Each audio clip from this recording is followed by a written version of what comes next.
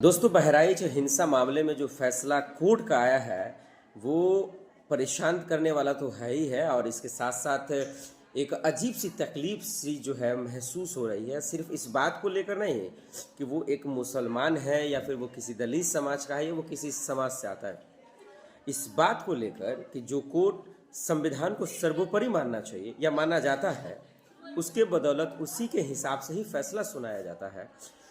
जज महोदय साहब ने दरअसल मनुस्मृति के हवाले से फैसला सुना रहे हैं। बहराइच पुलिस जिस खबर को, जिस मामले को अफवाह बता रहा है, वो उसी को कोर्ट करते हुए फैसला सुना रहा है। ये मतलब ये जो फैसला है इतना तकलीफदेह है, इतना परेशान करने वाला है कि कहा किससे जाए, बोला किससे जाए।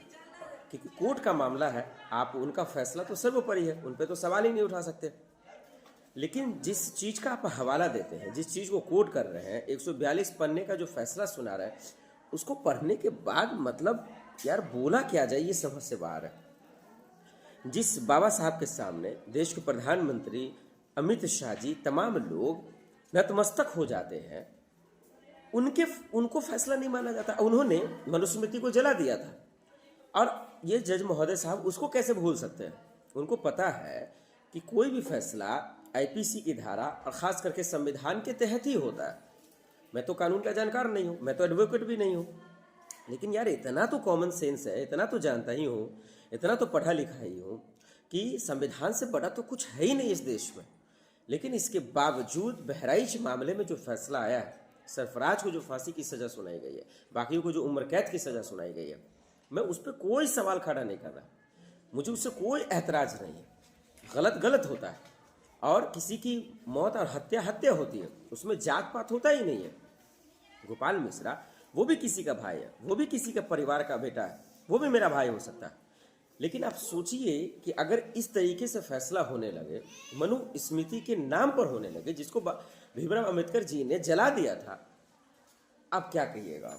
मैं आप लोगों पर फैसला छोड़ता हूँ, देश की जनता पर सोच रहा हूँ कि सोचिए देश जा किधर रहा है।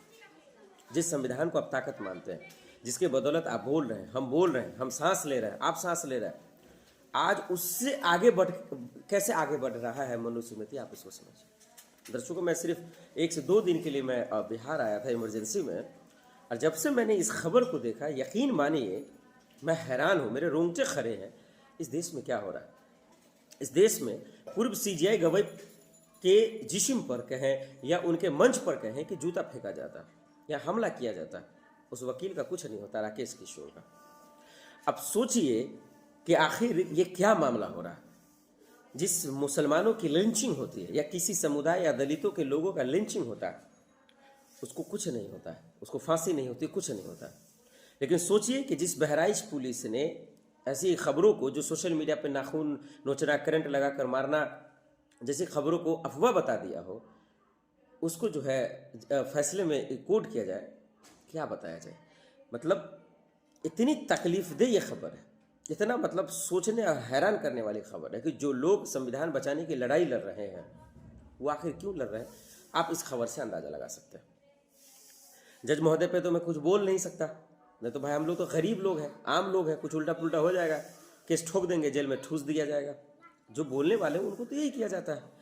लेकिन आप सोचिए जो गरीब और मजलूम लोग हैं, जिन लोगों को इस हिंसा की आग में पीसा जाता है, फंसाया जाता है, वो लोग कैसे इस लड़ाई को जीतेंगे।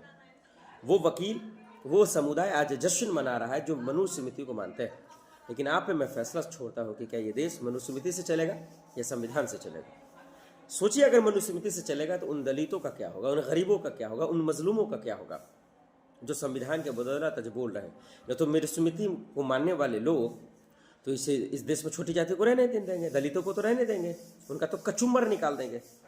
ये खबर बहुत परेशान करने वाला है। जो फांसी की सज़ा आई है, मैं हैरान हूँ कि भाई उसको जो है दरअसल उसमें मनुस्मृति को कोट करते हुए बजबते फैसला सुनाया गया है। इस बात से मैं हैरान हूँ। मैं फांसी की सज़ा हुई, उम्र कैद हुई, बाकियों को, उस पर मुझे कोई ऐतराज़ नहीं। वो तो जज महोदय का फैसला है, और फैसला ऐसा होना ही चाहिए, चाहे कोई भी घटना हो। उसमें हिंदू मुसलमान सिख ईसाई तो देखना ही नहीं चाहिए।